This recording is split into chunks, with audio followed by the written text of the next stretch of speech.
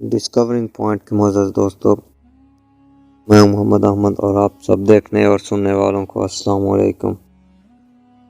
آج ہم ایک ایسے آلہ کے بارے میں بات کریں گے جسے سائنسدانوں نے ہوا سے انرجی حاصل کرنے کے لیے بنایا ہے۔ ایک ایسا آلہ جو ہوا سے پانی اخذ کرتا ہے اور اس پانی سے توانائی بنا سکتا ہے۔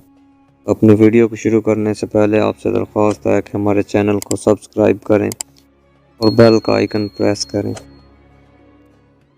سائنسدانوں نے پتے سے متاثر ہو کر ایک چھوٹی دائرہ نما ڈیوائس بنائی ہے جو ہوا سے پانی اخذ کر کے شفاف توانائی بنا سکتی ہے۔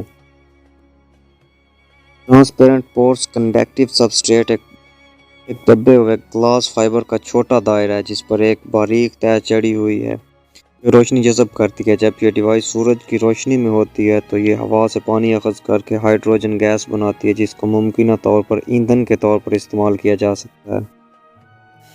سوئٹزرلینڈ کے فیڈرل انسٹی ٹیوٹ آف ٹیکنالوجی لوزن (PFL) میں کی جانے والی تحقیق میں محققین نے بتایا کہ اس طریقے سے ہائیڈروجن حاصل کی جا سکتی ہے اور بڑی فیسلٹیز یا ذخیرہ اکٹھا کی جا سکتی ہے اور بعد ازاں گاڑیوں کے ایندھن یا گھروں کو گرم کرنے کے لیے استعمال کی جا سکتی ہے۔ تحقیق کے مصنف پروفیسر کیون سوئیلا کا کہنا تھا کہ پائیدار معاشرے کے لیے ہمیں قابل تجدید توانائی کو ذخیرہ کرنے کے لیے نئے طریقوں کی ضرورت ہے جس کو ایندھن اور فیڈ اسٹاک کے طور پر استعمال کیا جا سکے۔ شمسی توانائی قابل تجدید توانائی کی وہ قسم ہے جو وافر مقدار میں حاصل کی جا سکتی ہے اور سائنسدان شمسی توانائی بنانے کے لیے کم لاگت والے بہترین طریقے بنانے کی کوشش کر رہے ہیں۔